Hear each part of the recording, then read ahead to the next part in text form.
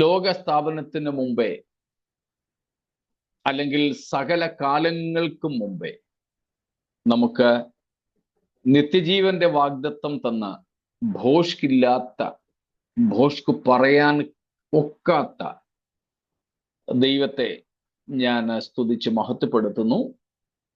ഒരിക്കൽ കൂടെ എല്ലാവർക്കും ക്രിസ്തീയ വന്ദനങ്ങൾ നേർന്നുകൊണ്ട് ദൈവത്തിൻ്റെ വചനത്തിലേക്ക് നാം പ്രാർത്ഥനാപൂർവം പ്രവേശിക്കുന്നു. വെളിപ്പാട് പുസ്തകം 18-ാമത്തെ അധ്യായമാണ് നമ്മുടെ ചിന്താവിഷയം. പ്രധാനപ്പെട്ട ആശയങ്ങൾ നമ്മൾ അതിൽ നിന്നും പങ്കുവച്ചു കഴിഞ്ഞു. പ്രത്യേകിച്ച് അതിൻ്റെ 20 വരെയുള്ള വാക്യങ്ങളിൽ നിന്ന് ആ ഭാഗങ്ങൾ ഏതാണ്ട് കാതലായ കാര്യങ്ങൾ നമ്മൾ പഠിച്ചു കഴിഞ്ഞിരിക്കുകയാണ്.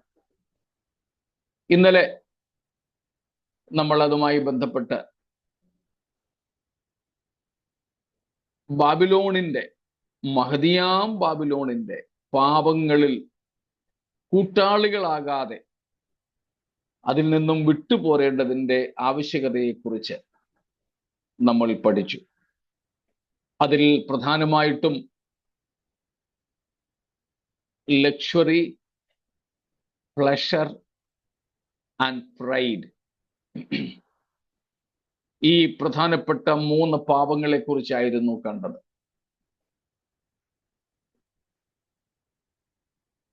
ആഡംബരപൂർണത, സുഖലോലുപത, അതേ തുടർന്നുണ്ടാകുന്ന നിഗളം. ഈ പാപങ്ങൾ നിമിത്തം ദൈവം മഹദിയാം ബാബിലോണിനെ ശിക്ഷിക്കുന്നതായിട്ട് കണ്ടു. നാം സദൃശവാക്യങ്ങളിൽ വായിക്കുന്നുണ്ട്, വീഴ്ചയ്ക്ക് മുമ്പേ, നമുക്കറിയാവുന്ന വാക്യാണല്ലോ, ഓർമ്മയുണ്ടല്ലോ, വീഴ്ചയ്ക്ക് ഗർവം, നാശത്തിന് മുമ്പേ ഗർവം, വീഴ്ചയ്ക്ക് മുമ്പേ ഉന്നതഭാവം. സ്തോത്രം. അപ്പം അവിടെ പറഞ്ഞിരിക്കുന്നത് പോലെയുള്ള പാപം, ഗർവം, നിഗളം ബാബിലോണിനുണ്ടായി. ആ നിഗളത്തിന്, ഉന്നതഭാവത്തിന്, ഗർവത്തിന് ഒക്കെ കാരണം അവളുടെ ഉയർച്ചയും അവളുടെ അധികാരവും ഒക്കെയായിരുന്നു എന്ന് കണ്ടു. നമ്മുടെ ഇടയിലും അതുമായി ബന്ധപ്പെട്ട പാപങ്ങളെക്കുറിച്ച് അല്പമായ ഒരു പരാമർശം നമ്മൾ നടത്തിവിട്ടു. അതുമായി ബന്ധപ്പെട്ട ഓർത്തഡോക്സ് സഭയുടെ പരുമല സെമിനാരി പുറത്തുവിട്ട അവരുടെ തീരുമാനം, കൽപ്പന എന്നൊക്കെ അവരുടെ ഭാഷയിൽ പറയും. അതായിരുന്നു വിവാഹത്തോടനുബന്ധിച്ച് നമ്മുടെ ഗ്രൂപ്പിൽ ഞാൻ ഇട്ടത്. പാശ്ചാത്യ വേഷങ്ങൾ വേണ്ട എന്നും പറഞ്ഞുകൊണ്ട് വെസ്റ്റേൺ ഓർത്തഡോക്സ് സഭയെ വിളിക്കുന്ന മറ്റൊരു പേര് നിങ്ങൾക്കറിയായിരിക്കും, ഈസ്റ്റേൺ ചർച്ച് എന്ന. റോമൻ കത്തോലിക്ക സഭയെ വിളിക്കുന്നത് വെസ്റ്റേൺ ചർച്ച് എന്ന. റോം ഈസ്റ്റും വെസ്റ്റുമായിട്ട് തിരിഞ്ഞപ്പോൾ, അല്ലെങ്കിൽ റോമിന്റെ എക്ലീസിയാസ്റ്റിക്കൽ ഹെഡ്ക്വാർട്ടേഴ്സ്, സഭയുടെ തലസ്ഥാനവുമായി ബന്ധപ്പെട്ട അവർ തമ്മിലുള്ള തർക്കത്തിന്റെ ഭാഗമായിട്ടാണ് അങ്ങനെ തിരിഞ്ഞത്. ഒരുപക്ഷെ അതും അവരുടെ ആ തീരുമാനത്തിൽ ഒരു ഘടകമായിരിക്കാം. വെസ്റ്റേൺ സ്റ്റൈൽ വേണ്ട. എനിക്ക് യോജിപ്പേ ഉള്ളൂ, വിയോജിപ്പ് കാര്യമായിട്ടില്ല. എന്നാൽ ഫ്രോക്കായാലും നന്നായിട്ട് ശരീരഭാഗങ്ങളൊക്കെ മറച്ച് ധരിക്കുന്നെങ്കിൽ അതിനും മറ്റു കുഴപ്പങ്ങൾ ഞങ്ങൾ കാണുന്നില്ല. പക്ഷെ ഇന്നലെ പറഞ്ഞ പ്രശ്നങ്ങളൊക്കെ അതിനകത്തിലുണ്ട്. സാരി, എനിക്ക് സാരിയേക്കാൾ സ്ത്രീകൾ ശരീരം മുഴുവനും മറഞ്ഞു കിടക്കുന്ന മറ്റു വസ്ത്രങ്ങൾ ധരിക്കുന്നതിനോടാണ് കൂടുതൽ യോജിപ്പ്. പോട്ടെ, ഇനി വെസ്റ്റേൺ വസ്ത്രങ്ങൾ വേണ്ട എന്ന് പറയുമ്പോൾ മണവാളന് സ്യൂട്ടും കോട്ടും ആകാമോ എന്നൊരു സംശയം അത് വായിച്ചപ്പോൾ എനിക്കുണ്ടായി. അതും ഏതായാലും ഇന്ത്യൻ അല്ലല്ലോ. അതുകൊണ്ട് ആ ഒരു കമന്റ് പറഞ്ഞ് ഞാനങ്ങ് വിടുകയാണ്. ഏത് സ്ഥലത്തായാലും അവിടുത്തെ സംസ്കാരത്തിന് യോജിച്ചതോ കാലാവസ്ഥയ്ക്ക് യോജിച്ചതോ ആയ വസ്ത്രങ്ങൾ ധരിക്കുക എന്നുള്ളതിൽ തെറ്റില്ല. അതുകൊണ്ടാണല്ലോ നമ്മുടെ സഹോദരിമാരൊക്കെ പാശ്ചാത്യ രാജ്യങ്ങളിൽ പോകുമ്പോൾ ചിലര് അവിടുത്തേതുപോലെയുള്ള വസ്ത്രങ്ങളൊക്കെ ധരിക്കാറ്. കാലാവസ്ഥയ്ക്കും സംസ്കാരത്തിനും ആ വിഷയങ്ങളിലൊക്കെ സ്വാധീനമുണ്ട്. എന്നാൽ അത് ദൈവവചനത്തിന്റെ വ്യവസ്ഥകളെ ലംഘിക്കുന്നതാകരുത് എന്ന് മാത്രം. ഞാൻ ധരിക്കുന്ന വസ്ത്രം കേരളത്തിലെ ശൈലിയല്ല. പക്ഷെ ഞാൻ താമസിക്കുന്ന കേരളത്തിന് പുറത്തുള്ള ഉത്തരേന്ത്യൻ സംസ്കാരം അനുസരിച്ചുള്ള വസ്ത്രമാണ് ധരിക്കാറ്. ഞാൻ അവിടെ സ്ഥിരമായിട്ട് ശുശ്രൂഷിക്കുന്നയാളായതുകൊണ്ട് ലോകത്തിന്റെ മറ്റു ഭാഗങ്ങളിലേക്ക് പോകുമ്പോഴായാലും ഇന്ത്യയുടെ മറ്റ് സംസ്ഥാനങ്ങളിലേക്ക് പോകുമ്പോഴായാലും ഇതേ വസ്ത്രം തന്നെ ഞാൻ ധരിക്കുന്നു. എനിക്ക് ഓർമ്മയുണ്ട്, ഞാൻ ബോംബെയിൽ 2005 ആദ്യമായിട്ട് അവിടെ ശുശ്രൂഷയ്ക്കായിട്ട് ചെല്ലുന്നത്. അല്ലാതെ പോവുകയും വരികയൊക്കെ ചെയ്യാറുണ്ടായിരുന്നു. ഞങ്ങളുടെ ചർച്ചിന്റെ മുഖ്യാലയം, ഹെഡ്ക്വാർട്ടേഴ്സ് ബോംബെയിലായതുകൊണ്ട് ഇടയ്ക്കൊക്കെ പോകേണ്ടതായിട്ട് വരും. എന്നാൽ 2005 അവിടെ ട്രാൻസ്ഫർ ആയിട്ട് ഞാൻ ബോംബെയിൽ എത്തുന്നത്. അതും ആദ്യ സമയങ്ങളിൽ എനിക്ക് ഞങ്ങളുടെ ഹെഡ്ക്വാർട്ടേഴ്സിലെ ഓഫീസിലായിരുന്നു നിയമനം. ആ സമയത്ത് ഞങ്ങളുടെ സീനിയേഴ്സ് ആയിട്ടുള്ള ചില പാസ്റ്റേഴ്സ് വളരെ ഗൗരവമായും സ്നേഹത്തോടെയും എന്നോട് പറഞ്ഞ കാര്യമാണ്, ബോംബെയിൽ എത്തിയത് കൊണ്ട് ഈ വസ്ത്രത്തിന് ഇവിടെ പ്രസക്തിയില്ല. പ്രത്യേകിച്ച് താങ്കൾ ഓഫീസിലിരിക്കുന്ന ഒരു ഒഫീഷ്യലും കൂടെ ആയതുകൊണ്ട്, അതും പ്രത്യേകിച്ച് ചില പ്രത്യേക ഔപചാരികമായ ശുശ്രൂഷകളിൽ പങ്കെടുക്കുമ്പോൾ ടൈ ഉൾപ്പെടെ കോട്ടും സൂട്ടും ധരിക്കണം. ഞാൻ ഇടേണ്ട ഷൂസിനെ കുറിച്ചും ഞാൻ ധരിക്കേണ്ട വസ്ത്രത്തിന്റെ നിലവാരത്തെക്കുറിച്ചുമൊക്കെ എന്നോട് അവര് കളിയാക്കിയോ മറ്റ് നിന്ദിച്ചുകൊണ്ടൊന്നുമല്ല, വളരെ ഗൗരവമായ രീതിയിൽ പോസിറ്റീവായിട്ട് സംസാരിച്ചതൊക്കെ ഞാൻ ഓർക്കുന്നുണ്ട്. ആദ്യമായിട്ട് ഞാൻ വിദേശയാത്രയ്ക്ക് ഒരുങ്ങിയ സമയത്തും എന്നോട് വല്ലതും പറഞ്ഞു, ഇപ്പം നിങ്ങൾക്ക് വസ്ത്രം മാറ്റിയേ പറ്റുള്ളൂ. ഞാൻ പിന്നെ എന്നെ ക്ഷണിച്ചവരോട് വിളിച്ചു ചോദിച്ചു, ഇങ്ങനെ കേൾക്കുന്നു ശരിയാണോ? ഇല്ല, നിങ്ങൾക്ക് എന്ത് ധരിച്ചുകൊണ്ടും ഇവിടെ വരാം.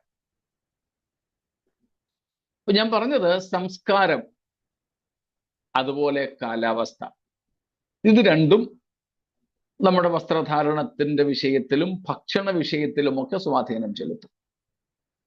പക്ഷേ ഏത് സംസ്കാരത്തിലായാലും ഏത് കാലാവസ്ഥയിലായാലും ദൈവവചനത്തിന്റെ വ്യവസ്ഥ ലംഘിക്കരുത് എന്ന അടിസ്ഥാനപരമായ തത്വം നാം പാലിക്കണം. ദൈവവചനം നമ്മോട് വ്യക്തതയോടെ പറയുന്ന കാര്യങ്ങൾ എവിടെയും അങ്ങനെ തന്നെ നാം അനുസരിക്കണം. ബൈബിൾ വ്യക്തതയോടെ പറഞ്ഞിട്ടില്ലാത്ത വിഷയങ്ങളെ സൗകര്യാർത്ഥം സ്വീകരിപ്പാൻ നമുക്ക് അനുവാദമുണ്ട്, സ്വാതന്ത്ര്യമുണ്ട്. പക്ഷേ ഒരു കാര്യം ഓർക്കണം, നമ്മുടെ സ്വാതന്ത്ര്യം ഒന്ന് ദുഷ്ടതയ്ക്ക് മറവാകരുത്, രണ്ട് മറ്റുള്ളവർക്ക് ഒഫൻസ്, ഇടർച്ചയും ആകരുത്. പല കാര്യങ്ങളിലും എനിക്ക് സ്വാതന്ത്ര്യമുണ്ട്, പക്ഷെ എൻ്റെ സ്വാതന്ത്ര്യം പ്രയോജനകരമാകണമെന്നില്ല, അത് ദൈവത്തിന് മഹത്വമാകണമെന്നില്ല. മറ്റൊരു ബലഹീന സഹോദരന് അത് ഇടർച്ചയാകാനും സാധ്യതയുണ്ട്. അതുകൊണ്ട് ബൈബിളിൽ എവിടെ എഴുതിയിരിക്കുന്നതെന്നും പറഞ്ഞ് ഇഷ്ടം പോലെ ചെയ്യാൻ നമുക്ക് അനുവാദമില്ല എന്ന് സാരം. അപ്പൊ ഇന്നലെ നമ്മൾ പറഞ്ഞതുമായി ബന്ധപ്പെട്ടായിരുന്നു ആ ഒരു പോസ്റ്റ് എന്നതുകൊണ്ടാണ് ഞാൻ ഇത്രയും കാര്യങ്ങൾ പറഞ്ഞത്. വിവാഹങ്ങളിലായാലും ശവമടക്കിനായാലും ഹൗസ് വാമിംഗ് ആയാലും വീട് പണിയുന്നതായാലും വണ്ടി വാങ്ങുന്നതായാലും വസ്ത്രമോ ഭക്ഷണമോ ഏതായാലും നാം ദൈവത്തിന്റെ മക്കൾ, ക്രിസ്തുവിന്റെ ശിഷ്യന്മാർ എന്ന നിലവാരത്തിന് യോജ്യമല്ലാത്തത് ഒന്നുമേ ചെയ്യരുത് എന്ന് സാരം. സ്തോത്രം. ഇപ്പൊ നമ്മള് ഇന്നലെ പറഞ്ഞു, സമയം തീർന്നത് കൊണ്ട് നമ്മൾ നിർത്തി. എന്നെങ്കിലും ഇന്നലത്തേതിൽ സംശയങ്ങൾ, ചോദ്യങ്ങൾ ഉണ്ടെങ്കിൽ, നമ്മുടെ വിഷയത്തോടനുബന്ധിച്ചിട്ടുള്ളത് ഉണ്ടെങ്കിൽ ചോദിക്കാം. ഇല്ലെങ്കിൽ നമുക്ക് നമ്മുടെ പഠനം തുടരാം.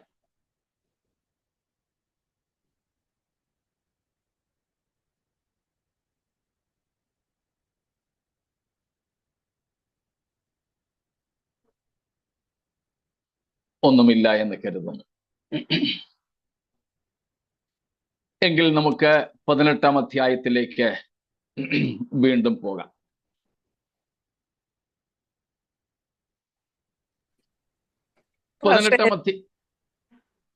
എനിക്കൊരു സംശയം ഉണ്ടായിരുന്നു. പറഞ്ഞാട്ടെ. സ്തോത്രവും വന്ദനവും അതിന്റെ മീനിങ് ഒരുപോലെയാണെന്ന് പറഞ്ഞതിൽ എനിക്കൊരു സംശയം. സ്തോത്രം എന്ന് പറഞ്ഞാൽ, സ്തോത്രം എന്ന യാഗം അർപ്പിക്കുന്നവൻ എന്നെ മഹത്വപ്പെടുത്തുന്ന ഒരു വചനം കിടപ്പുണ്ട്. പിന്നെ വന്ദനം എന്നുള്ളത് ബൈബിളിൽ അത് പറഞ്ഞിട്ടുണ്ട്. സഹോദരന്മാർ തമ്മിലും സഹോദരിമാർ തമ്മിലും പൗലോസ് എല്ലാവർക്കും വന്ദനം ചെല്ലുന്നുണ്ട്. അപ്പൊ അതിനെപ്പറ്റി ഫാസ്റ്റ് എനിക്കൊന്ന് പറഞ്ഞു തരാമോ? അത് ആന്റി നമ്മുടെ വിഷയത്തിൽ ഉൾപ്പെട്ടതല്ലാത്തത് കൊണ്ട് അല്ല അതുകൊണ്ട് നമ്മള് ഈ മാസം ഫെബ്രുവരിയിലെ അടുത്ത ആഴ്ചയോ അതിന്റെ അങ്ങേ ആഴ്ചയോ പൊതുവായ ഒരു ചോദ്യോത്തര സെഷൻ നമ്മൾ വെക്കുന്നുണ്ട്. അതിനകത്ത് നമുക്ക് ഈ കാര്യം ചിന്തിക്കാം. അന്നേരം പറഞ്ഞാൽ അന്നേരം പറയാം. ശരി ആന്റി, ശരി ആന്റി. Thank you.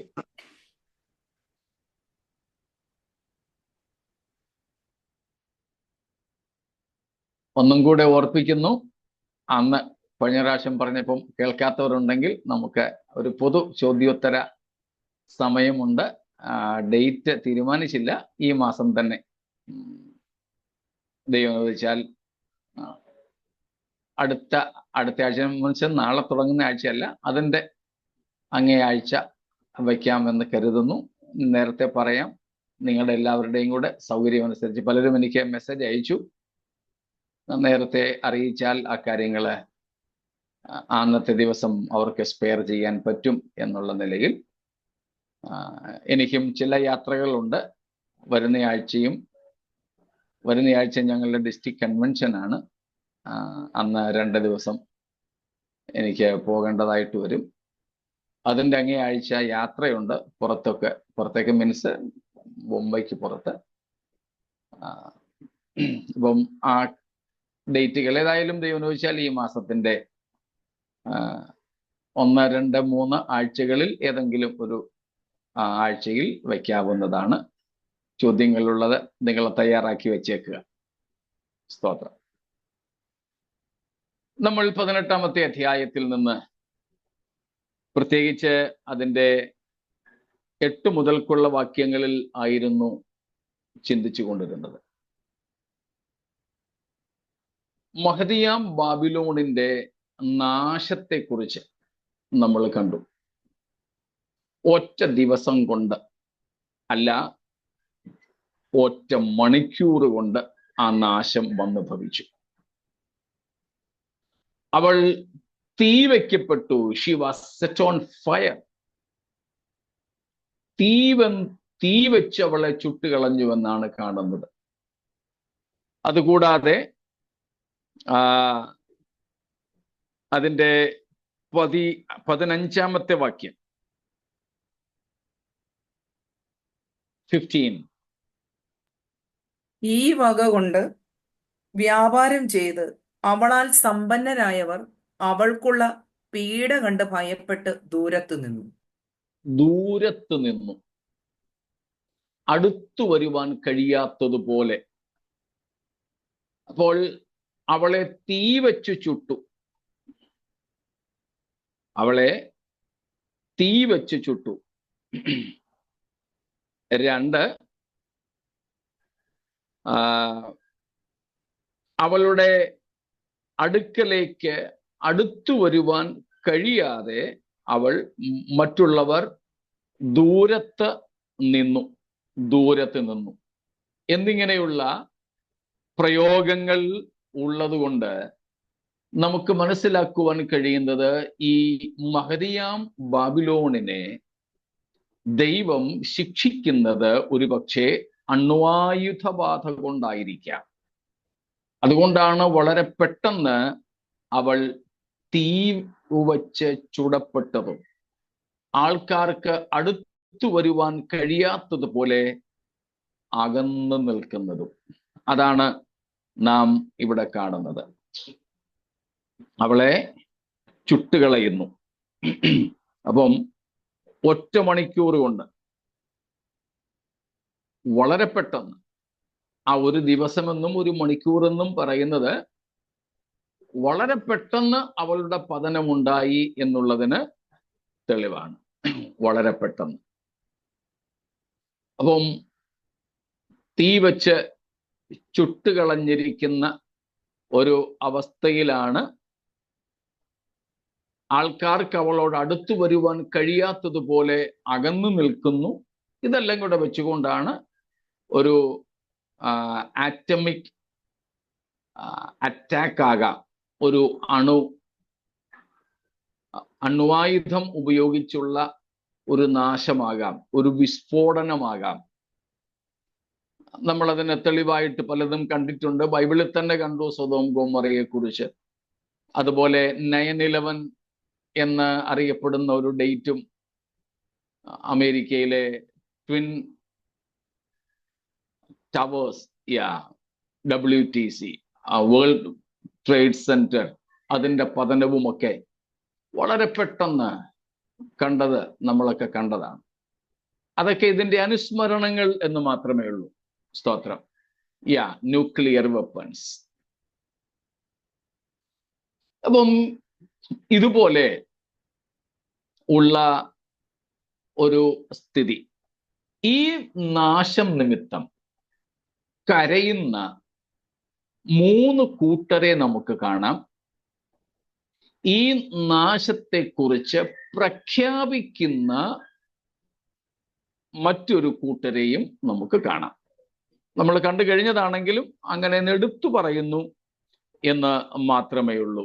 9-ാമത്തെ വാക്യത്തിൽ നാം കാണുന്നത്, അവളോട് കൂടെ വേശ്യാസംഗം ചെയ്ത് പുളച്ചിരിക്കുന്ന രാജാക്കന്മാർ, അല്ലെങ്കിൽ ഭൂരാജാക്കന്മാർ, the kings of the earth, they make a mourning, a lament. ഭൂമിയിലെ രാജാക്കന്മാർ. അടുത്തതാണ് 15-ാമത്തെ വാക്യത്തിൽ നമ്മൾ ഇപ്പോൾ കണ്ടു, അവളോട് വ്യാപാരം ചെയ്ത് സമ്പന്നരായവർ. അതിനകത്ത് എല്ലാവരും ഉൾപ്പെടും. Those who became rich because of the trade with this particular city. That means we can understand the 29 plus commodities. There were imports and exports. Especially these kings or these nations, these merchants, they might have been exporting things to this city. That's why they got money. ഈ രാജ്യത്തേക്ക് ഇവിടെ പറയപ്പെടുന്ന വസ്തുവകകൾ അല്ലെങ്കിൽ വാണിജ്യത്തിന്റെ വിൽപ്പനയുടെ ചരക്കുകൾ മിക്കവാറുമൊക്കെ ഈ രാജ്യത്തേക്ക് അല്ലെങ്കിൽ ഈ സിറ്റിയിൽ ഈ നഗരത്തിലേക്ക് ഇറക്കുമതി ചെയ്തിരുന്നു എന്ന് പറയാം. അതായത് ഈ കരയുന്നവരൊക്കെ എക്സ്പോർട്ട് ചെയ്തിരുന്നു, കയറ്റി അയച്ചിരുന്നു. അത് നിമിത്തമായിരിക്കും അവർക്ക് പണം കൂടുതൽ ലഭിച്ചത്. ഈ രണ്ട് തരത്തിലുള്ള സംഗതിയാണ്.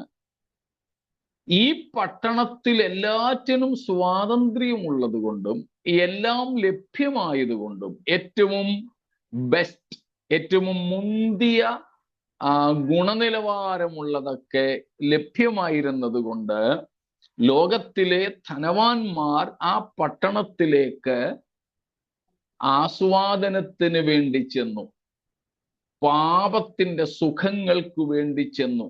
അത് പട്ടണത്തിന് കാശുണ്ടാക്കാൻ, ഈ രാജ്യത്തിന്, ഈ ബാബിലോണിന് പണം ഉണ്ടാക്കാൻ, ധനാഢ്യയാകാൻ കാരണമായി. അവിടെ ചെല്ലുന്ന ടൂറിസ്റ്റുകളെ, സന്ദർശകരെ ഈ നിലയിൽ ആനന്ദിപ്പിക്കുവാൻ, സുഖിപ്പിക്കുവാൻ, പാപത്തിന്റെ രസം അവരെ കുടിപ്പിക്കുവാൻ ഈ പട്ടണത്തിന്, മഹദിയാം ബാബിലോണിന് ധാരാളം സംഗതികൾ ഇറക്കുമതി ചെയ്യേണ്ടതായിട്ട് വന്നു. ഇറക്കുമതി ചെയ്യുന്നതിന് വേണ്ടിയിട്ട് മറ്റു രാജ്യങ്ങളുമായി സഖ്യത ചെയ്തു. ഈ പറയപ്പെടുന്ന ഭൂരാജാക്കന്മാരും ഇവിടെ ഈ വക കൊണ്ടുള്ള വ്യാപാരം ചെയ്ത് അവളാൽ സമ്പന്നരായവരും മൂന്നാമത്തെ കൂട്ടരാണ് അതിൻ്റെ 17-ാമത്തെ വാക്യത്തിൽ നാം കാണുന്നത്.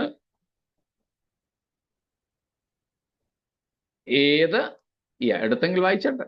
ഏത് മാലുമിയും ഓരോ ദിക്കിലേക്ക് കപ്പലേറി പോകുന്ന ഏവനും കപ്പൽക്കാരും കടലിൽ തൊഴിൽ ചെയ്യുന്നവരൊക്കെയും ദൂരത്ത് നിന്ന് അവളുടെ ദഹനത്തിന് പുക കണ്ടു. അവരും നിലവിളിക്കുക.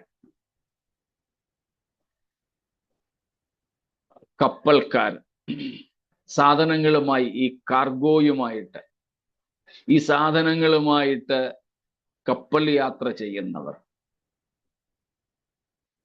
അപ്പൊ കണ്ടോ, ഭൂരാജാക്കന്മാരുണ്ട്. പിന്നെ നമ്മളതിനു മുമ്പ് 3-ാമത്തെ വാക്യത്തിൽ കാണുകയുണ്ടായി, ഭൂമിയിലെ വ്യാപാരികൾ, രാജാക്കന്മാർ. രാജാക്കന്മാരെ 9-ാമത്തെ വാക്യത്തിലും നമ്മൾ കണ്ടു. 3-ാം വാക്യത്തിൽ പറയുന്ന വ്യാപാരികൾ തന്നെയാണ് 18-ന്റെ 15-ാമത്തെ വാക്യത്തിലും നമ്മൾ കാണുന്നത്. ആ വ്യാപാരികളിൽ തന്നെ മറ്റൊരു കൂട്ടരാണ് ഇപ്പോൾ നമ്മൾ വായിച്ച 17, 18 വാക്യങ്ങളിലും നാം കാണുന്നത്. അവരെ കുറിച്ച് തന്നെ 19-ാമത്തെ വാക്യത്തിൽ നമ്മൾ കാണുന്നു. കടലിൽ കപ്പലുള്ളവർക്ക് എല്ലാം ഐശ്വര്യത്താൽ സമ്പത്ത് വർദ്ധിപ്പിച്ച മഹാനഗരം 1 മണിക്കൂർ കൊണ്ട് നശിച്ചു പോയല്ലോ. അപ്പോൾ കപ്പലിൽ ഈ 17, 18, 19 വാക്യങ്ങൾ ഏതാണ്ട് ഒരു കൂട്ടര് കപ്പൽ മാലുമികൾ, കപ്പലിൽ സാധനങ്ങൾ കൊണ്ടുവരുമായിരുന്നവർ. അപ്പോൾ ഇങ്ങനെ 3 കൂട്ടരുടെ വിലാപമാണ്. ആ വിലാപത്തിന് കാരണം നമ്മൾ കണ്ടു. 2 പ്രധാന കാരണങ്ങളാണ്. ഒന്ന്, അവരുടെ ലാഭം പോയി, അവരുടെ ബിസിനസ് പൂട്ടി. ഇനിയും ഇവർക്ക് എക്സ്പോർട്ട് ചെയ്ത് അയക്കാനായിട്ട് സ്ഥലമില്ല. അവരുടെ മാർക്കറ്റ് പ്ലേസ് ആയിരുന്നു ഈ ഭൂരാജാക്കന്മാരുടെ, ഈ മെർച്ചൻസിന്റെ, ഈ കപ്പൽക്കാരുടെ ഒക്കെ വാണിജ്യ കേന്ദ്രമായിരുന്നു, മാർക്കറ്റായിരുന്നു, കമ്പോളമായിരുന്നു ഈ നഗരം. അവരുടെ സാധനങ്ങളെല്ലാം ഈ പട്ടണത്തിലേക്കാണ് കൊണ്ടുവന്നിരുന്നത്. ഞാനൊരു പുസ്തകത്തിൽ അതേക്കുറിച്ച് വായിച്ചത് ഇങ്ങനെയാണ്. ഈ നഗരത്തിന്റെ ധനമെല്ലാം ഒറ്റ മണിക്കൂർ കൊണ്ട് നശിച്ചു. വ്യവസായികൾ ഇനി വിലപിക്കാതെ എന്ത് ചെയ്യും? അടുത്തത്, ഈജിപ്തിൽ ഉൽപ്പാദിപ്പിക്കപ്പെടുന്ന മാർദ്ദവമേറിയ വസ്ത്രങ്ങൾ വിറ്റഴിപ്പാൻ ഇനി വിപണി എവിടെ? നേർമയുള്ള വസ്ത്രം 23, 29 വസ്തുക്കളിലെ ഒന്നായിരുന്നു എന്ത്? മാർദ്ദവമേറിയ. സ്തോത്രം. അതിന്റെ ഉൽപാദനം ഈജിപ്തിലായിരുന്നു അത്രേ. പിന്നെ രക്താംബരം ഫൊയ്നീഷ്യയിൽ നിന്നുള്ളതായിരുന്നു. ഫൊയ്നീഷ്യയിൽ ഉൽപ്പാദിപ്പിക്കപ്പെടുന്ന രക്താംബര വസ്ത്രങ്ങൾ ഇനി എവിടെ കൊണ്ട് വിൽക്കും? അതുപോലെ ഈ രക്താംബരത്തിന്, ഈ ചുവന്ന വസ്ത്രം, ആ രക്താംബരത്തിന്റെ നിറം ഒരു പ്രത്യേകതരം മത്സ്യത്തിൽ നിന്നും എടുക്കുന്ന, മീനിൽ നിന്നും എടുക്കുന്ന ഒരു വിശേഷ വസ്തു കൊണ്ടുണ്ടാക്കുന്നതായിരുന്നു. ഭയങ്കര വിലപിടിപ്പുള്ളത്. അത് അമിതമായ ചിലവ് ചെയ്ത് ഉൽപ്പാദിപ്പിക്കേണ്ട വസ്ത്രങ്ങളായിരുന്നു അത്. പക്ഷേ റോമാക്കാർക്ക്, ബാബിലോണിയർക്ക് ഈ വസ്ത്രം വളരെ ഇഷ്ടമായിരുന്നു. അതുകൊണ്ട് അവർ ആ വിലപിടിപ്പുള്ളത് വാങ്ങുക പതിവാണ്. അതുപോലെ പട്ടുവസ്ത്രങ്ങൾ, സിൽക്ക് പട്ടുവസ്ത്രങ്ങൾ ആഫ്രിക്കയിൽ നിന്നും ഉൽപ്പാദിപ്പിച്ചിരുന്നു. വിലയേറിയ തടികളും ദന്തവിഭവങ്ങൾ, ആനക്കൊമ്പ് കൊണ്ടൊക്കെയുള്ള സംഗതികൾ, അത് കൊരിന്തിൽ നിന്നും ഉണ്ടായിരുന്നതാണ്. പിന്നെ പിച്ചള പതക്കങ്ങൾ തുടങ്ങിയ സാധനങ്ങളും ഈ സ്പൈസസും മസാല ഐറ്റംസ് ഒക്കെ ഇന്ത്യയിൽ നിന്നായിരുന്നു. അപ്പോൾ ഇങ്ങനെ പല രാജ്യങ്ങളിൽ നിന്ന് അവിടുത്തെ വിശേഷ വസ്തുക്കളൊക്കെ കയറ്റി അയച്ച് ധാരാളം പണം സമ്പാദിച്ചു കൊണ്ടിരുന്ന ഈ രാജാക്കന്മാർ, രാഷ്ട്ര നേതാക്കന്മാർ, വ്യാപാരികൾ, അത് കൊണ്ടെത്തിക്കുമായിരുന്ന കപ്പൽക്കാർ എന്നിങ്ങനെ ഇവരുടെ എല്ലാം ലാഭം പൊയ്പോയി എന്നതിനാൽ അവർ വിലപിക്കും. ഇതാണ് വിലാപത്തിനുള്ള ഒരു കാരണം. ബാബിലോണിനോടുള്ള സ്നേഹമാണോ? അല്ല. അവരുടെ ലാഭം പോയി, അവരുടെ കമ്പോളം അടഞ്ഞുപോയി എന്നുള്ളതാണ്. അല്ലാതെ ബാബിലോണിനോട് അവർക്ക് പ്രത്യേകിച്ച് മമതയോ സ്നേഹമോ ഒന്നുമില്ല. അവർ വിലപിക്കുന്നതിനുള്ള മറ്റൊരു കാരണം, ഇത് വ്യാപാരികളുടെ കാര്യമായി, ലാഭമുണ്ടാക്കുന്നവരുടെ കാര്യമായി ആദ്യം പറഞ്ഞത്. രണ്ടാമത് അവിടുത്തെ കസ്റ്റമേഴ്സാണ്. അങ്ങോട്ട് ചെന്ന് എന്തെങ്കിലുമൊക്കെ വാങ്ങുമായിരുന്നവർ. പ്രത്യേകിച്ച്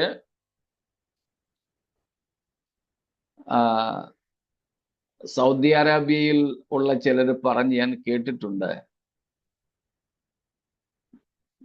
സൗദി ബഹ്റിൻ ബോർഡറുകളിൽ ഉള്ളവര് വീക്കെൻഡ്സിൽ സൗദിയിൽ നിന്ന് ഈ വിസ ഉള്ളവരും സ്വദേശികളുമൊക്കെ ആയിട്ട് ഭയങ്കര ഒഴുക്ക. വീക്കെൻഡ്സിൽ അങ്ങോട്ടും, വീക്ക് തുടങ്ങുമ്പോൾ ഇങ്ങോട്ടും സൗദിയിലേക്ക് തിരിച്ചു.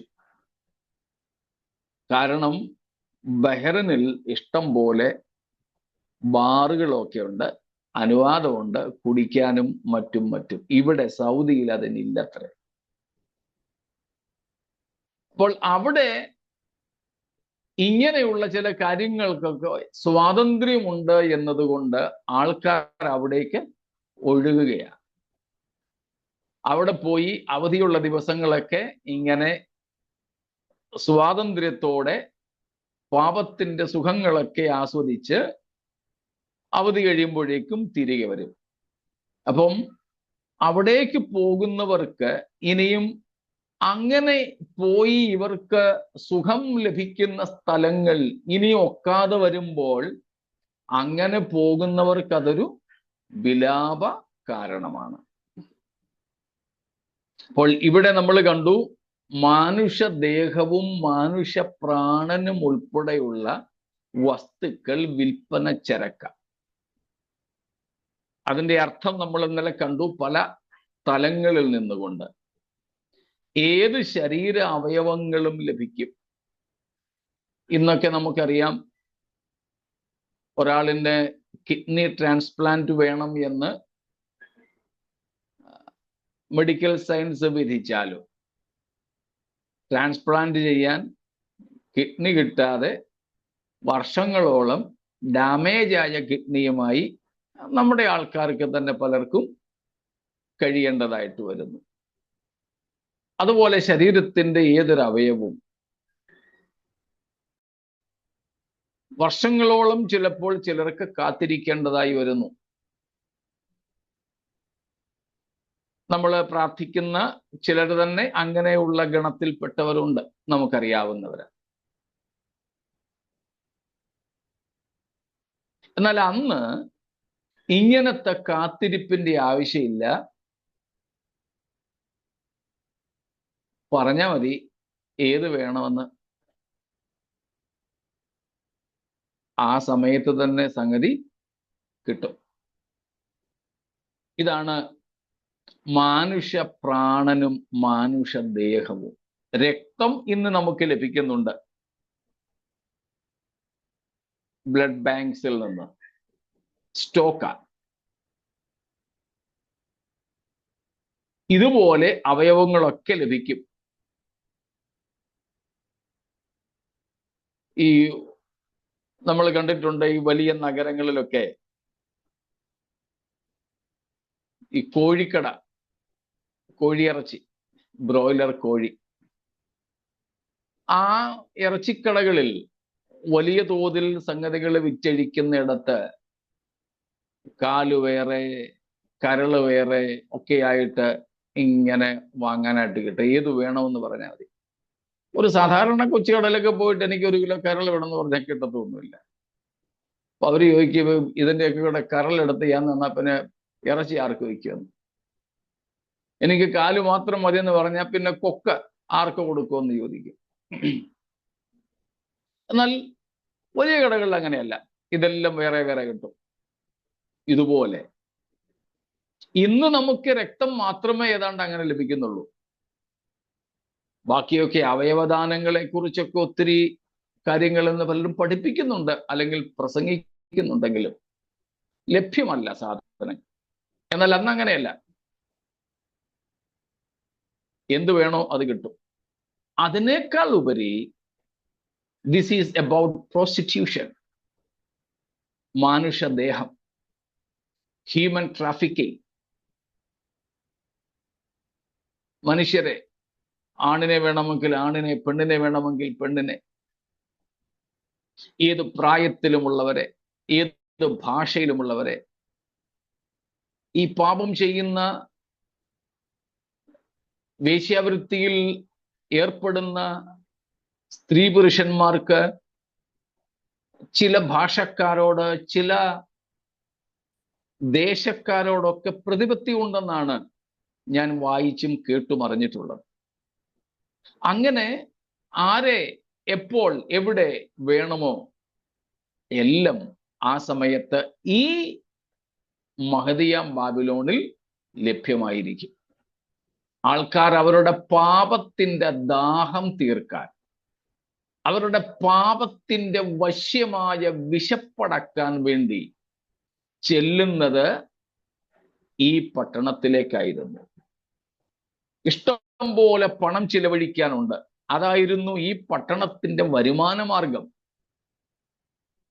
അതിനു വേണ്ടിയിട്ട് സുഗന്ധദ്രവ്യങ്ങളും മേത്തരമായ ഭക്ഷണ സാധനങ്ങളും മേത്തരമായ വസ്ത്ര വിഭവങ്ങളുമൊക്കെ അവര് ഇറക്കുമതി ചെയ്തു. കണ്ടോ, 2 കൂട്ടരുടെയും കൂടെ എന്താണ് പറയുന്നത്, ബിസിനസ്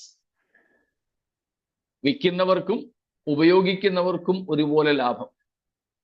ഒരു കൂട്ടർക്ക്, രണ്ടു കൂട്ടർക്ക് ലാഭം, ഒരു കൂട്ടർക്ക് സുഖം. ഇങ്ങനെയായിരുന്നു ഇങ്ങനെ ആയിരുന്നു എന്നല്ല, ആയിരിക്കും ഈ മഹദിയാം ബാബിലോണിന്റെ ഒരു വാണിജ്യ ചക്രം. എന്നാൽ ദൈവം ന്യായം വിധിക്കുമ്പോൾ ഒറ്റയടിക്ക് അത് ഇല്ലാതെ പോകുന്നു. അതുകൊണ്ടാണ് എന്നും ഇങ്ങനെയുള്ള പാപം, ഞാൻ ആവർത്തിച്ചു പറയുന്നു, ലീഗലൈസ് ചെയ്യപ്പെടുന്നത്. പാപത്തെ ലീഗലൈസ് ചെയ്യുന്നു പലയിടത്തും. അപ്പം ഇതിലേക്കുള്ള ഒരു യാത്രയാണ് ഇന്ന് നമ്മുടെ രാജ്യങ്ങളിലൊക്കെ കാണുന്നത്. എന്നിട്ട് ഇതിനെയൊക്കെ ഇങ്ങനെ സ്വാതന്ത്ര്യത്തോടെ പാപം ചെയ്ത് ജീവിക്കാൻ കഴിയുന്നതിനെ ഇന്ന് നമ്മുടെ ലോകം വിളിക്കുന്നു ഡെവലപ്മെന്റ്, അത്യാധുനികത.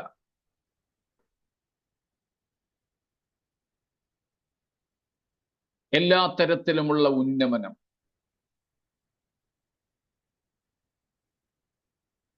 സ്തോത്രം. അതിനുവേണ്ടി ഇന്ന് ലോകത്തെവിടെയും നോക്കിക്കോ, എല്ലായിടത്തും റോഡ് പണിയും കെട്ടുപണികളുമാണ്. എവിടെയും. ഇതിനൊക്കെ പറയുന്ന പേര് ഡെവലപ്മെന്റ്സ് എന്നാണ്. അപ്പോൾ ഇതിൻ്റെയൊക്കെ ഉത്തുംഗതയായിരിക്കും, ഇതിൻ്റെയൊക്കെ കൊടുമുടിയായിരിക്കും, ഇതിൻ്റെയൊക്കെ പീക്കായിരിക്കും ഈ ബാബിലോൺ എന്നുള്ളത്.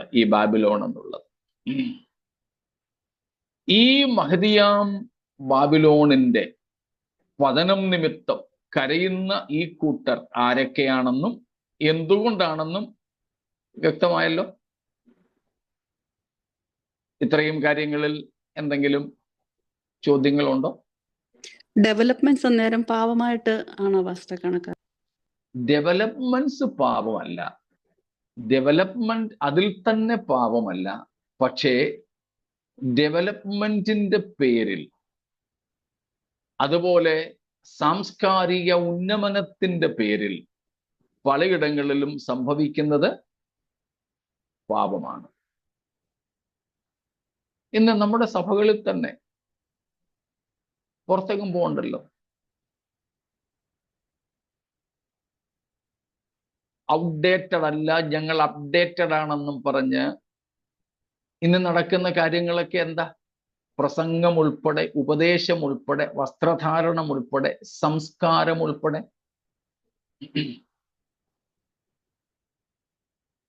ഇതിനെല്ലാം നമ്മൾ പറയുന്നത് വികസനം.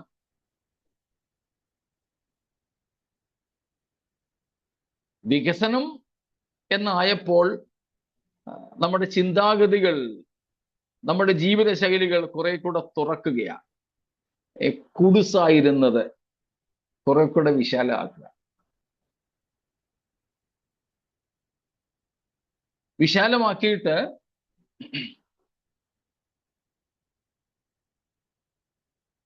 എനിക്ക് ഒരു സംഗതി ഞാൻ പറയാം. എനിക്ക് ഓർമ്മയുള്ളൊരു കാര്യം, എൻ്റെ വിവാഹത്തിന് ഇപ്പൊ ഞാൻ വന്നിരിക്കുന്നത് പോലെ ശനിയാഴ്ച ഉറപ്പും തിങ്കളാഴ്ച കല്യാണമായിരുന്നു. ഞങ്ങള് കല്യാണ ഉറപ്പിന് പോയി.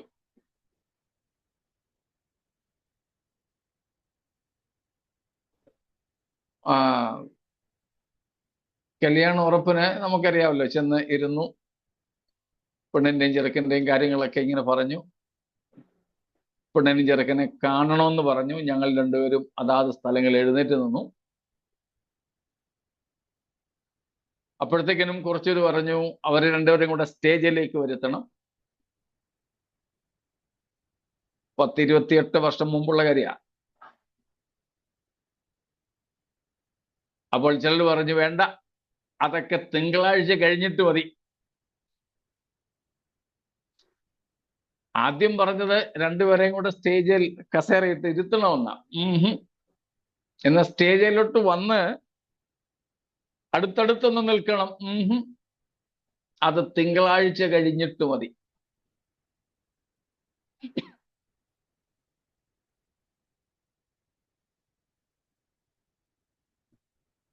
അതേ നടന്നുള്ളൂ.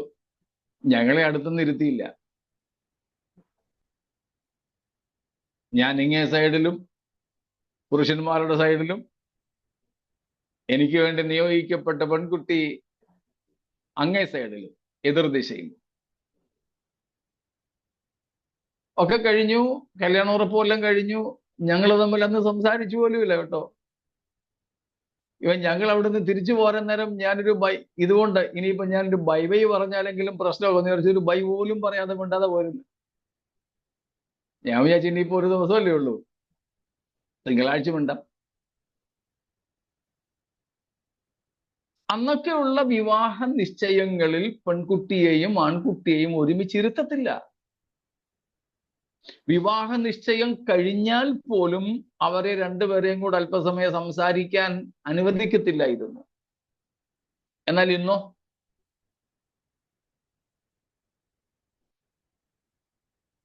സ്തോത്രം,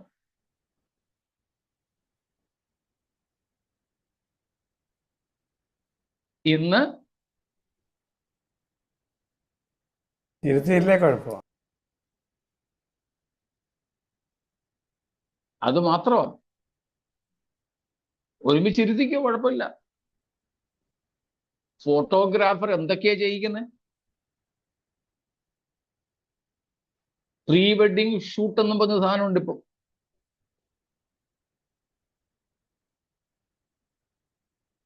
ഞാന് ഈ കഴിഞ്ഞിടയ്ക്ക് പ്രസംഗിച്ച ഒരു കല്യാണത്തില് viruses against a Christian marriage, നിങ്ങൾ ചിലരൊക്കെ ലൈവ് കാണുകയും കേൾക്കുകയും ചെയ്തു എന്നാണ് ഞാൻ അറിഞ്ഞത്. 10 തരം വൈറസുകളെ കുറിച്ച്, കീടാണുക്കളെ കുറിച്ച് ഞാൻ പ്രസംഗിച്ചു.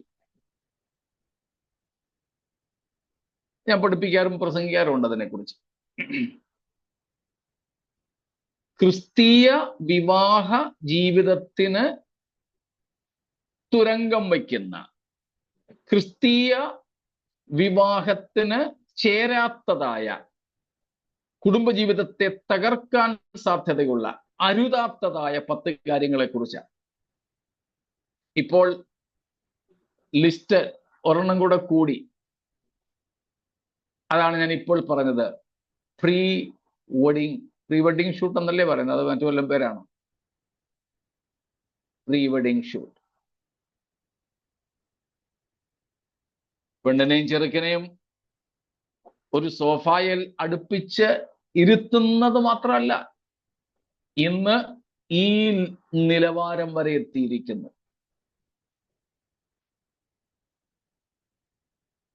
വിവാഹം കഴിഞ്ഞ പെൺകുട്ടിയും ആൺകുട്ടിയും അവരുടെ ബെഡ്റൂമിൽ രഹസ്യമായിട്ട് ഇരിക്കേണ്ടതുപോലെയും നിൽക്കേണ്ടതുപോലെയും വിവാഹത്തിനും മുമ്പേ, ചിലയിടത്ത് വിവാഹ നിശ്ചയത്തിനു പോലും മുൻപേ ഫോട്ടോഗ്രാഫേഴ്സിന്റെയും വീഡിയോഗ്രാഫേഴ്സിന്റെയും മുമ്പിൽ ഒറിജിനലായിട്ട് അവതരിപ്പിച്ച് കാണിക്കുക. അത് ഷൂട്ട് ചെയ്ത് വീഡിയോ ആക്കും. ആർക്ക് കാണാനാ? ഇത് ആർക്കാ കാണേണ്ടത്? അല്ല പാസ്റ്ററെ, അതിലും വലിയ ഒരെണ്ണമുണ്ട്. ഇവർക്ക് തമ്മിൽ എന്തെങ്കിലും ശാരീരിക ബലഹീനത ഉണ്ടോ എന്ന് അവര് ടെസ്റ്റ് ചെയ്യണം. 1 month or 1 year, then they get the wedlock. അങ്ങനെയും എത്തിയിരിക്കുന്നു. കണ്ടോ? ഇതിനൊക്കെ പറയുന്ന പേരെന്താ? അഡ്വാൻസ്മെന്റ്. ഡെവലപ്മെന്റ് എന്ന് ഞാൻ പൊതുവായ ഒരു പദം ഉപയോഗിച്ചെന്നേ ഉള്ളൂ. This is modernism, post modernism, most modernism. ഇതൊന്നും ഇന്ന് പാപമല്ലാതായി തീർന്നിരിക്കുന്നു. അല്ലാതെ റോഡ് പണിയുന്നതോ എയർപോർട്ട് പണിയുന്നതോ നമ്മുടെ ഇന്ത്യൻ ഭാഷയിൽ പറഞ്ഞാൽ വന്ദേ ഭാരത് വരുന്നതോ ബുള്ളറ്റ് ട്രെയിൻ വരുന്നതോ ഒന്നുമല്ല പാപമെന്ന് ഞാൻ പറഞ്ഞത്. എന്നാൽ ഇതിന്റെ പേരിൽ സഭയ്ക്കകത്തു വരെ ആധുനികതയുടെ പേരിൽ, വികസനത്തിന്റെ പേരിൽ, ഉന്നമനത്തിന്റെ പേരിൽ പാപം കടന്നുകൂടുന്നു. പാപം കടന്നുകൂടുന്നു. ഇനി റോഡും ഇങ്ങനെയുള്ള കാര്യങ്ങളൊക്കെ വരുന്ന വികസനം തന്നെ എടുത്തു. ഇപ്പം ഇതുപോലെ പാപത്തിന് സ്വാതന്ത്ര്യമുള്ള ഒരു പട്ടണത്തിൽ എനിക്ക് രാവിലെ പോയിട്ട് ഉച്ചയ്ക്ക് മുമ്പ് പാപം ചെയ്തിട്ട് തിരിച്ചു വരാൻ പറ്റുന്ന ഒരു യാത്രാ സംവിധാനം ഉണ്ടെങ്കിൽ ആ യാത്രാ സംവിധാനം ഞാൻ എൻ്റെ ജഡത്തിന്റെ മോഹത്തിന്റെ നിവൃത്തിക്ക് വേണ്ടി ഉപയോഗിക്കുക.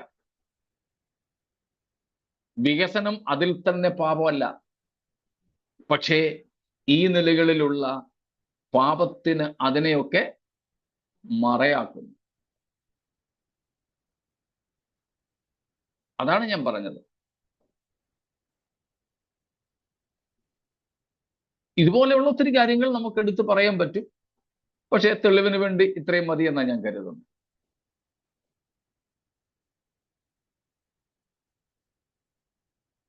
ഇത്രയും പറഞ്ഞതുകൊണ്ട് ഞാൻ പറയട്ടെ, ഇന്നലെ ഞാൻ പറഞ്ഞതുപോലെ ഇനിയും കല്യാണം കഴിക്കാനുള്ള നമ്മുടെ കുഞ്ഞുങ്ങൾ ദാനിയേലിനെ പോലെ മനസ്സിൽ ഉറപ്പിച്ചോണം, ഇങ്ങനെയുള്ള പാപങ്ങൾക്ക് നാം കൂട്ടുനിൽക്കില്ല എന്ന്.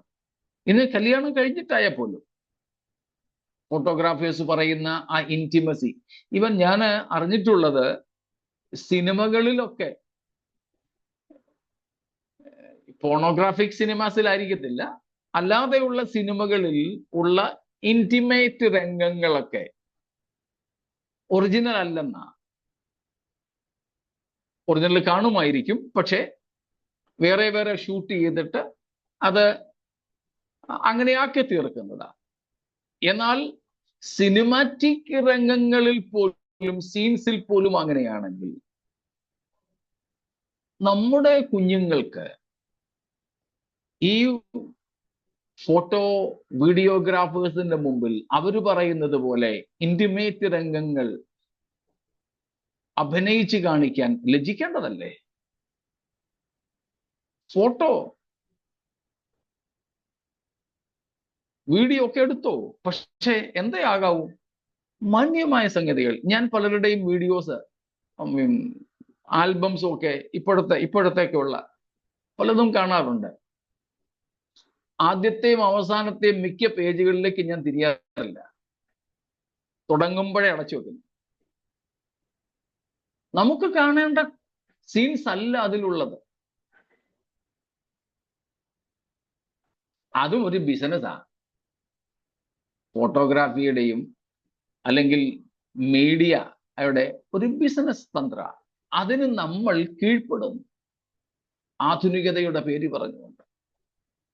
അതാണ് ഞാൻ പറഞ്ഞത്, എവിടെയും കൾച്ചറോ കാര്യങ്ങളൊക്കെ ആയാലും ദൈവവചനത്തിന്റെ, തിരുവഴുത്തിന്റെ വ്യവസ്ഥയിൽ നിന്നും നാം മാറിക്കൂടാ. സ്തോത്രം. മാതാപിതാക്കളും അതിൽ ശ്രദ്ധിക്കുക, പാസ്റ്റേഴ്സും സഭയും അതിൽ ശ്രദ്ധിക്കേണ്ടതായിട്ടുണ്ട്.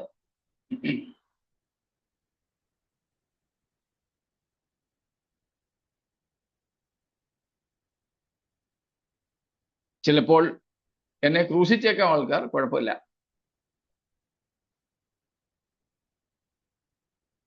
ഇങ്ങനെയുള്ള സംഗതികളാണ്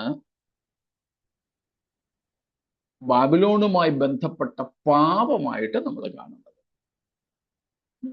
ഇത് വ്യക്തമായി കാണുമായിരിക്കുമല്ലോ.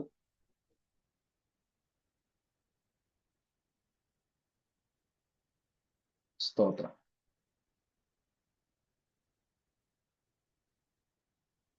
Thank you.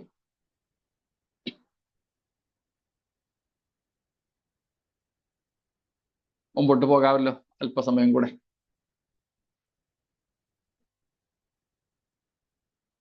പത്ത് മിനിറ്റും കൂടെ ഉണ്ട്. സ്തോത്രം. പാസ്റ്ററെ, കെണി പോലെ വരുന്ന പാപങ്ങളെ പറ്റി പറഞ്ഞു. അത് ദൈവാശ്രയമില്ലാത്തതാണോ കൂടുതലായിട്ട് ഉദ്ദേശിക്കുന്നത്? അതോ കെണി പോലെ വരുന്നത് നമ്മള് ലൂക്കോസ് 21:34 വായിച്ചതോ? അതെ, ഇന്നലെ പറഞ്ഞു.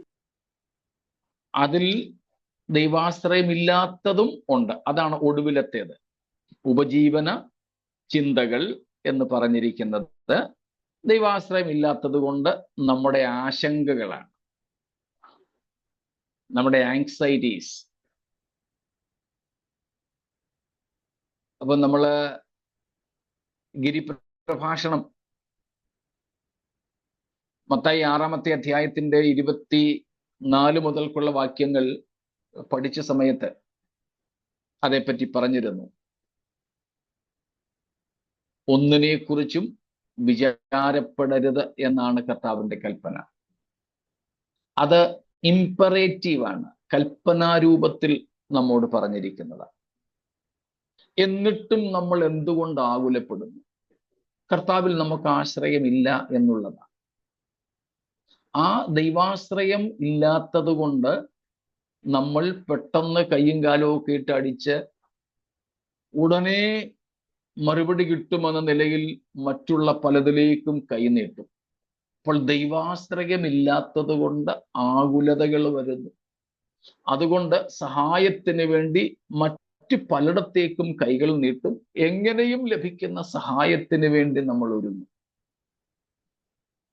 അത് ആവശ്യമില്ലാത്തതാണ്, അത് പാപമാണ്. ആ ആകുല ചിന്ത നമ്മെ നിത്യതയിലേക്ക് പോകുന്നതിൽ നിന്ന് പോലും തടയാൻ തക്ക ഗൗരവമേറിയതാണെന്നാണ് നമ്മൾ അവിടെ നിന്നും പഠിച്ചത്. അപ്പോൾ ഉപജീവന ചിന്തകളാൽ നമ്മുടെ ഹൃദയം വലഞ്ഞു പോകാം. അത് കർത്താവിൻ്റെ വരവിനെ നമുക്കൊരു കെണി പോലെ, പെട്ടെന്ന് കെണി പോലെ വരുന്ന ഒരവസ്ഥയിലേക്ക് നമ്മെ കൊണ്ടെത്തിക്കാം എന്നാണ് ആ ഭാഗം പറയുന്നത്. ഓക്കെ, നമ്മൾ ദൈവത്തെക്കുറിച്ചൊക്കെ വലിയ കാര്യങ്ങൾ പ്രസംഗിക്കുകയും പാടുകയും പ്രാർത്ഥിക്കുകയൊക്കെ ചെയ്യുമെങ്കിലും സ്വന്തം ജീവിതത്തിലേക്ക് അത് നമ്മൾ പ്രാർത്ഥിക്കുമ്പോൾ പറയും, കർത്താവേ നീ സകലത്തിനും മതിയായവനാണല്ലോ, ഞങ്ങളെ സഹായിക്കുമല്ലോ. ഒത്തിരി അങ്ങോട്ടങ്ങ് പറയും. അതങ്ങോട്ട് കഴിഞ്ഞിട്ട് സാക്ഷ്യം പറയാൻ എഴുന്നേപ്പിച്ചേ. ആ പ്രാർത്ഥിച്ച ആളാണോ എന്ന് പോലും നമുക്ക് സംശയം തോന്നിക്കും.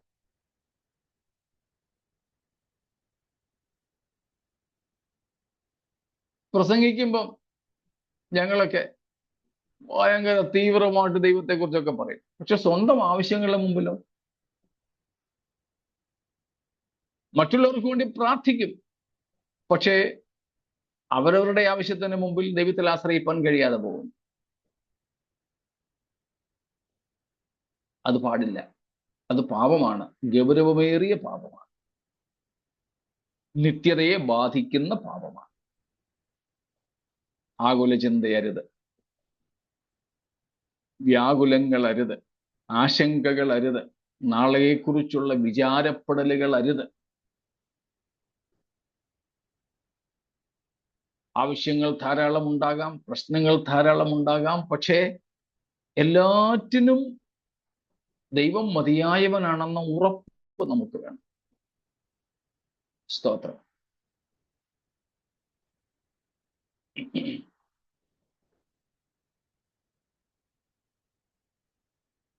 ദൈവം ഇല്ലാത്ത ഒരു ഇടത്തേക്ക് ദൈവം നമ്മെ അയക്കുകയില്ല. സ്തോത്രം.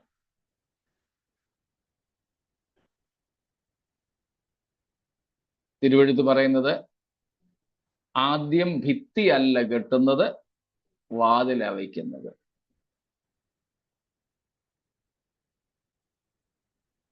അല്ലേ? മനസ്സിലായില്ലേ?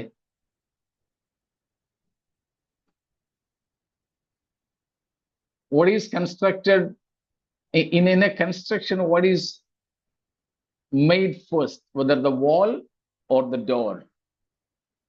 ഡോർ. Door. പ്ലിന്ത് ലെവൽ കഴിഞ്ഞാൽ ആദ്യം കട്ടളവെപ്പാ നടക്കുന്നത്. ഡോർ എന്ന് പറഞ്ഞാൽ കതകിന്റെ പാളി പിന്നെ വെക്കുന്നത്. ഓക്കെ, ഡോർ ഗേറ്റ് പിന്നെ വെക്കുന്നത്, അല്ലെങ്കിൽ ആ പാളി വെക്കുന്നത് പിന്നെ. പക്ഷെ ഡോർ പോസ്റ്റ്, കട്ടള ആദ്യം വെക്കുന്നേ, അത് വെച്ച് കഴിഞ്ഞിട്ടാ പിന്നെ ഭിത്തികെട്ട് തുടങ്ങുന്നത്. അതുകൊണ്ടാണ് തിരുവെഴുത്ത് പറയുന്നത്, 1 കൊരിന്ത്യർ 10-ാം അധ്യായത്തിന്റെ 12, 13, 14 വാക്യങ്ങൾ എന്താ പറയുന്നത്? പരീക്ഷകളോട് കൂടെ പോക്ക് വഴി ഒരുക്കും. സ്തോത്രം.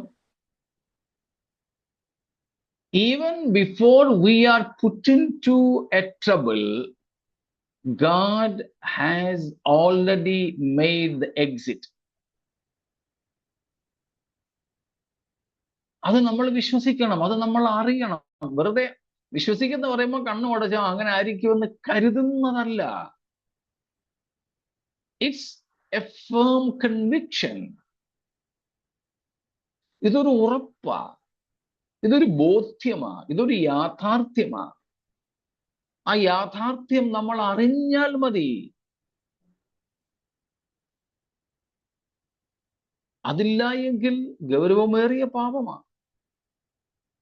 അതിൽ നിന്നും നാം ഒഴിഞ്ഞിരിക്കണം. സ്തോത്രം.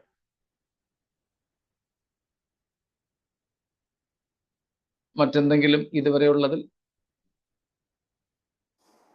ഇതിനോടനുബന്ധിച്ചൊരു ക്വസ്റ്റ്യൻ ചോദിക്കാമോ? ഇപ്പോൾ പറഞ്ഞ വിഷയത്തിൽ, അതായത് വിശ്വാസവും ആശ്രയവും.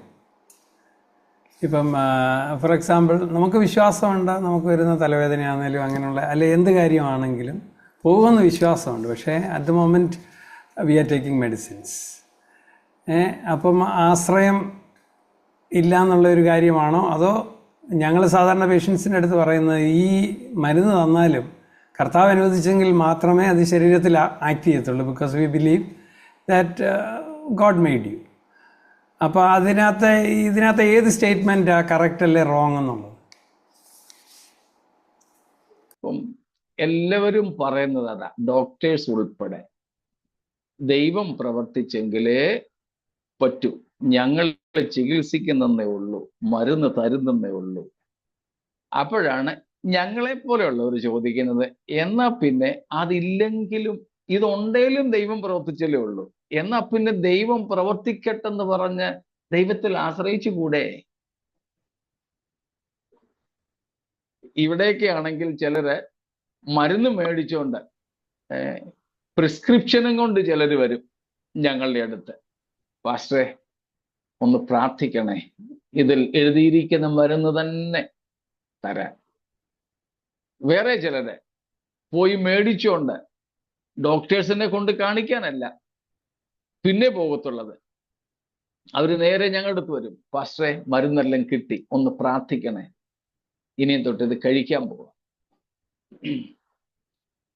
നമ്മൾ വിചാരിക്കും എന്തോ ഒരു ആശ്രയമാ ദൈവത്തിൽ എന്നല്ലേ?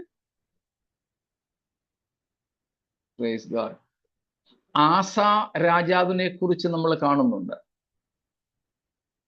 അവൻ അസുഖം വന്നപ്പോൾ, എനിക്ക് തോന്നുന്നു ക്യാൻസറോ മറ്റോ ആയിരുന്നു, ട്യൂമറോ മറ്റോ ആയിരുന്നു തോന്നുന്നു, എന്തോ ഒരു അസുഖം വന്നപ്പോൾ അവൻ ദൈവത്തിൽ ആശ്രയിക്കാതെ വൈദ്യന്മാരിൽ ആശ്രയിച്ചത് അവന് പാപകാരണമായി, മരണകാരണമായി എന്നാ വായിക്കുന്നത്. അങ്ങനെ ആകുമ്പോൾ ചിലപ്പോൾ അടുത്ത ചോദ്യം വരും, അപ്പൊ നമ്മുടെ പിള്ളേരെ MBBS മെഡിസിന് വിടാമോ എന്ന്. അതൊക്കെ നമുക്ക് അടുത്ത ദിവസം ചിന്തിക്കാം. പക്ഷെ ഈ ചോദ്യത്തിന് ഇത്രയും കൊണ്ട് ഉത്തരം കിട്ടിക്കാണുമല്ലോ. എന്റെ ചോദ്യം ഇത്രയേ ഉള്ളൂ, ദൈവത്തിൽ അങ്ങനെയെങ്കിൽ നമുക്ക് എന്തുകൊണ്ട് നേരിട്ട് ആശ്രയിച്ചുകൂടാ? പിന്നെ മനസ്സിനൊരു സുഖം കാണും, അത്രേ ഉള്ളൂ. ആ, ചെയ്യേണ്ടത് ചെയ്തല്ലോ. അല്ലെങ്കിൽ നമുക്കും ഒരു പ്രയാസം. ഇപ്പം ഞാന് എൻ്റെ ഭാര്യയ്ക്കോ മക്കൾക്കോ മരുന്ന് ചെയ്യാതെ അവർക്ക് എന്തെങ്കിലും സംഭവിച്ചാൽ ആയുഷ്കാലം മുഴുവനും ഒരുപക്ഷെ എന്നെ കുത്തും. നീ ചിലപ്പം ഡോക്ടറെ അടുത്ത് പോയായിരുന്നെങ്കിൽ അവർക്ക് ഇങ്ങനെ സംഭവിക്കത്തില്ലായിരുന്നു, നാട്ടുകാരും പറയും. അതിൽ നിന്ന് മരുന്ന് ഉപയോഗിച്ചാൽ, ആ ഉദാഹരണം പറഞ്ഞത് കൊണ്ടും ചോദിച്ചത് ഒരു ഭിഷഗ്വരൻ ഡോക്ടർ ആയതുകൊണ്ടും എന്ന് പറയുക. അപ്പം അന്നേരം ഈ രണ്ട് സുഖം, ഇനിയും ചികിത്സിച്ചു മരിച്ചാൽ പോലും മനസാക്ഷി കുത്തില്ലാതെ ജീവിക്കാം, ആൾക്കാർക്കും കുറ്റം പറയാൻ ഉണ്ടാവത്തില്ല എന്ന ഒരു പോസിറ്റീവായ സംഗതി അല്ലാതെ അതിൽ ദൈവാശ്രയം എന്നൊരു സംഗതി ഞാൻ കാണുന്നില്ല. അതാണ് ഞാൻ മുമ്പ് പറഞ്ഞിട്ടുള്ളത്. നയാഗ്രയുടെ കുറുകെ കമ്പി വലിച്ചു കെട്ടിയിട്ട് ഒരാൾ അയാൾ കൂടെ നടന്നുപോയി. അങ്ങപ്പുറത്ത് എന്നപ്പോഴത്തേക്കിനും അയാൾ ചോദിച്ചു, ഇനിയും എനിക്ക് ഈ കമ്പിയിൽ കൂടെ തന്നെ തിരിച്ച് നടന്നു പോകാൻ പറ്റുമെന്ന് നിങ്ങൾ വിശ്വസിക്കുന്നുണ്ടോ? എല്ലാവരും പറഞ്ഞു അതെ, വിശ്വസിക്കുന്നു. എനിക്ക് എന്തെങ്കിലും ഒരു ഭാരം എൻ്റെ തോളത്ത് വെച്ചുകൊണ്ട് ഇതേ കൂടെ നടന്നു പോകാൻ പറ്റുമെന്ന് വിശ്വസിക്കുന്നുണ്ടോ? യെസ്, വിശ്വസിക്കുന്നു. ഒരു മനുഷ്യനെ എൻ്റെ തോളൽ ഇരുത്തിക്കൊണ്ട് എനിക്ക് പോകാൻ പറ്റുമെന്ന് വിശ്വസിക്കുന്നുണ്ടോ? വിശ്വസിക്കുന്നു. അങ്ങനെ ഹുരേ ഹുരേ വിളിച്ചുകൊണ്ട് നിർത്തുന്നത് പറഞ്ഞു, എന്നാ ഇങ്ങോട്ട് കയറിക്കോളാൻ, നിന്റെ അങ്ങോട്ട് ഞാൻ പോകാം. അവൻ പറഞ്ഞില്ല, സുഹൃത്തെ, അതിന് വേറെ ആളിനെ നോക്കിക്കോളാൻ പറഞ്ഞു. നിങ്ങൾക്കൊരാളിനെ തോളൽ ഇരുത്തിക്കൊണ്ട് ഈ കമ്പിയിൽ കൂടെ തന്നെ നടന്ന് നയാഗ്രയുടെ അങ്ങേ വശത്ത് പോകാൻ പറ്റുമെന്ന് എനിക്ക് ഉറപ്പുണ്ട്, എന്നാ കേറിക്കോ. ഇല്ല, അതില്ല. അപ്പൊ അയാൾക്ക് എന്തുണ്ട്? വിശ്വാസമുണ്ട്. എന്തില്ല? ആശ്രയമില്ല. എന്നാൽ ആ സർക്കസുകാരൻ അയാളുടെ മകനെ തോളിലിരുത്തിക്കൊണ്ട് നയാഗ്ര മുറിച്ചു കടന്നു വന്ന ആ മകന് അപ്പനിൽ ഉറപ്പായിരുന്നു.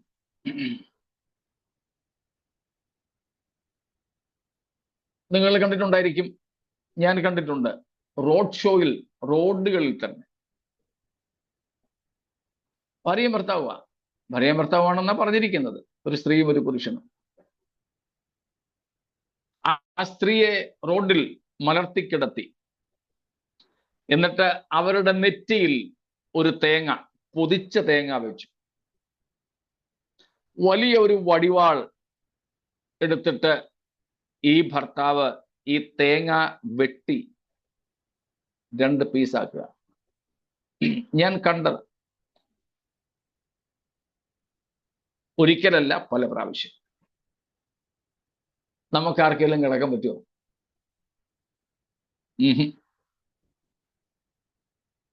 ഇത് മാജിക്കും ഒന്നല്ല, ഒറിജിനൽ അസലായിട്ട്.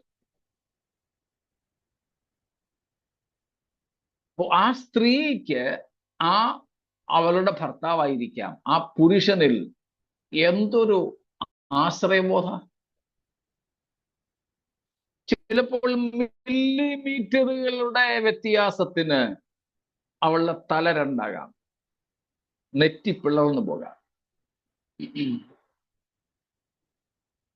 ഇത്രയും പോലും നമുക്ക് നമ്മുടെ ഭോഷ്കിൽ, ഇന്ന് ഞാൻ തുടക്കത്തിൽ പറഞ്ഞ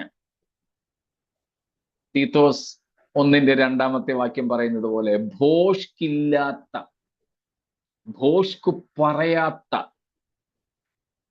സ്തോത്രം, ഇന്നലെയും ഇന്നും എന്നേക്കും അനന്യനായ, ചരിത്രത്തിൽ മഹാത്ഭുതങ്ങളെ പ്രവർത്തിച്ച, ഇന്നും അങ്ങനെ തന്നെ ചെയ്യാൻ കഴിയുന്ന ദൈവത്തിൽ നമുക്ക് സകലത്തിനും വേണ്ടി ആശ്രയിച്ചുകൂടെ? സ്തോത്രം.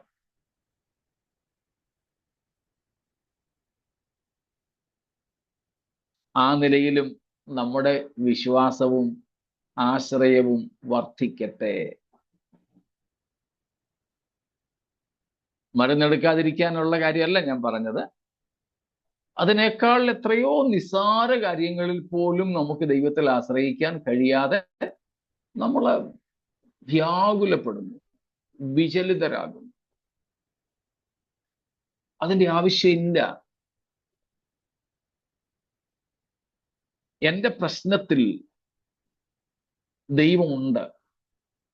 God is there in my issues, in my problems. God is there. If He is there, why should I be anxious? സ്തോത്രം.